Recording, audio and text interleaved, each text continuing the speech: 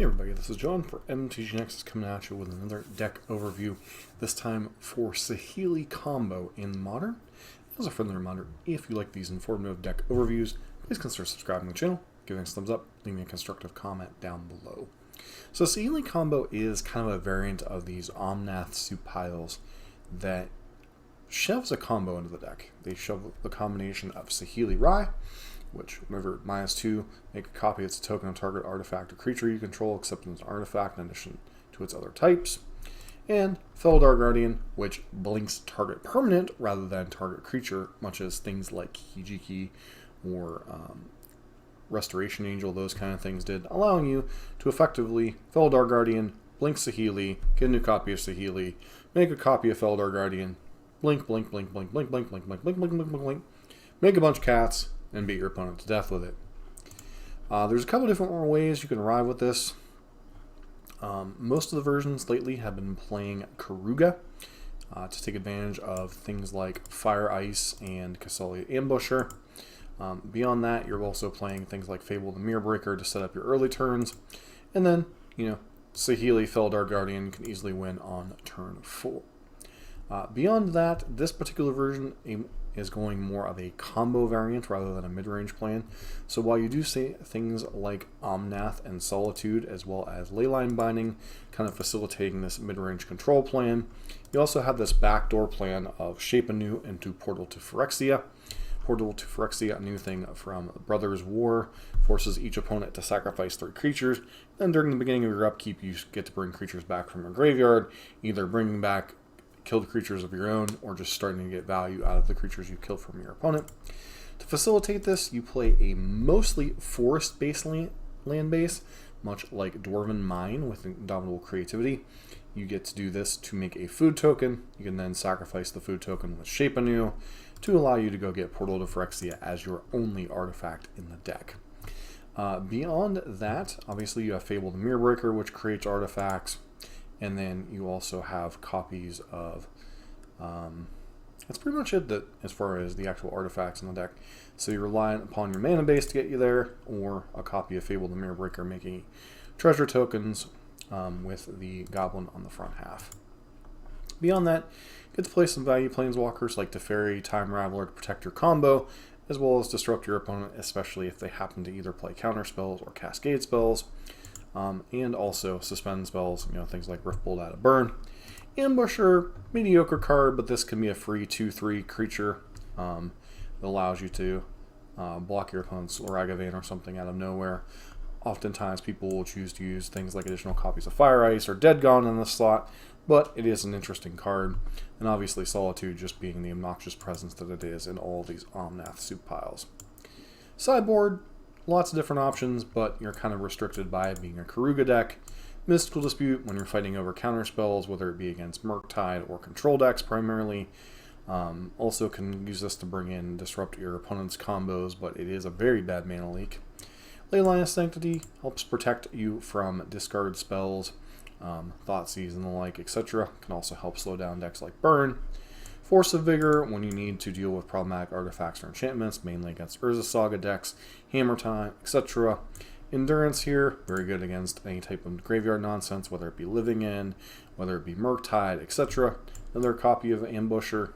This feels like a mediocre card, but when you're playing a primarily forest and plains-based mana base, I guess it's fine.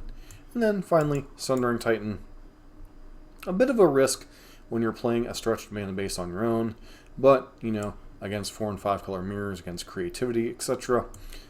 Sundering Titan can replace Portal to Phyrexia, which may not have a great amount of targets in that matchup, and allow you to kind of blow up your opponent's mana base, or playing something like maybe Yavimaya or a copy of Urborg Tomb of Yawgmoth could allow you to really facilitate dealing with some of your opponent's lands. But as is, this is a very nice change of pace against opponents also playing a 4 or 5 color mana base that may not be as affected by something like Portal to Phyrexia. The more traditional version of Saheeli Combo would remind you a lot of the Omnath piles that you're used to seeing, or, this just happens to be a Jeskai variant. So you're basically playing a Jeskai control deck using Solitude and Fury, along with your Felidar Guardians. These are things you can blink and get some value off of, and still play a bunch of other different things to get value off of. Things like Omen of the Sea to filter your draws, Spreading Seas to disrupt your opponent's mana base, Expressive Iteration, one of the most broken cards in the format, although not quite as good in a deck that is a little bit clunkier, like this deck, as opposed to something like Murktide, but still gives you some nice card selection. Unholy Heat to keep yourself alive, Saheeli Felidar obviously is the win combo, and then Prismatic Ending in your 3 or 4 color mana base to deal with most of your problematic permanents your opponents might have.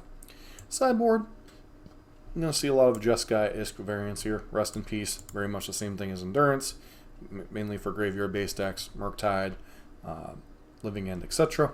Flusterstorms when you need to protect your combo or just disrupt your opponent's combo. Same thing with Mystical Disputes here for the other blue decks. Force of Negations when you need to protect against difficult, whether your opponent is playing things like Living End or Rhinos. It can also be decent against things like Tron where you want to tap out, but you still want to have a counterspell for your opponent's devastating play. And Dress Down helps against the various either can help against the elemental mirrors or can help against decks like Yawgmoth, can help against decks like Hammer Time, especially the Urza's Construct tokens. So this has a lot of utility in the format and has a low downside just being a 2-mana cantrip. Can be a little bit clunky in certain matchups, but it does have its place where it is relevant. Jace the Mind Sculptor, alternative win con and grinding matchups. Alpine Moon, primarily here for Urza Saga, but can also come in against the Tron matchups and potentially slow down Amulet a little bit. Lightning Helix when you need a little bit more early interaction for what your opponent's doing. Infinite Explosives answers a lot of annoying things, Ragavans, Death Shadows, Urza Saga tokens, etc. And then get to play a 1-of copy of Kahira. So what is the upside to this deck over something like a traditional Omnath pile or some of the other various, Indomitable Creativity decks? Basically, you have an Oops, I Win button in Saheeli plus Felidar Guardian, so your opponent has to permanently keep that in mind if they even know to expect it out of your deck. And then you just have these other various mid-range piles that you can play. The downside is these decks, especially the kind of Portal to Phyrexia version, is they can be a little bit clunky. You're not really doing much before turn 3, turn 4. In a format like Modern, that can be very devastating. But overall, these decks play out a lot like Omnath piles or Creativity piles. They kind of play this mid-range game plan until they find either their Oops, I Win combo or just beat you with value. Struggles for these decks, probably very much the same thing. You can't get tempoed out by something like Murktide if you don't have the right string of draws. And the aggressive decks can potentially get under you just that tiny little bit, especially if you don't have a Fury or Solitude early on. You kind of have this clunky draws that you can have sometimes. And obviously decks that don't care about what you're doing, so decks like Tron, decks like Living End, decks like Dredge perhaps just don't really care a ton about what's going on with what you're doing. As long as you don't have the combo, they can just kind of ignore what you're doing and just go over the top of what you're doing. Belcher, also probably another deck that can be a little bit of a problem, especially if you can't find your combo fairly quickly. So, these mid-range piles do tend to have that problem where they're a little bit vulnerable to fast combo, a little bit vulnerable to, the perfect draws from a tempo deck, etc. Or just decks that can go over the top of them like Tron or Amulet. So, there are positives and negatives to both versions.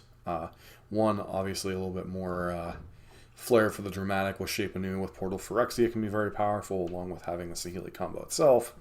So, both decks do interesting things, but, obviously they're not a huge portion of the format. It's probably due to a little bit of consistency issues, and there are just better variants of the deck doing what the deck does, whether it's a deck like Creativity or a deck like the old Omnath piles that still sees some play. But these are decks with some interesting spins on what those decks do, but, ultimately there are slightly better variants of them out there. But, maybe you'll play this at a local F&M or something just to throw your opponent off that one game with the Felidar Saheeli combo out of nowhere and just get your opponent dead. Whereas maybe they have this plan to counter your grindy plan and suddenly you just kill them. So it is nice to have decks like this in the format as a little bit of spice in amongst the boredom, but unfortunately not a deck you see a whole lot, but certainly a deck you should keep on your radar if you like to have fun and a little bit off the wall game plans. So as always, don't forget to like, comment, and subscribe. and hope to see you for the next video.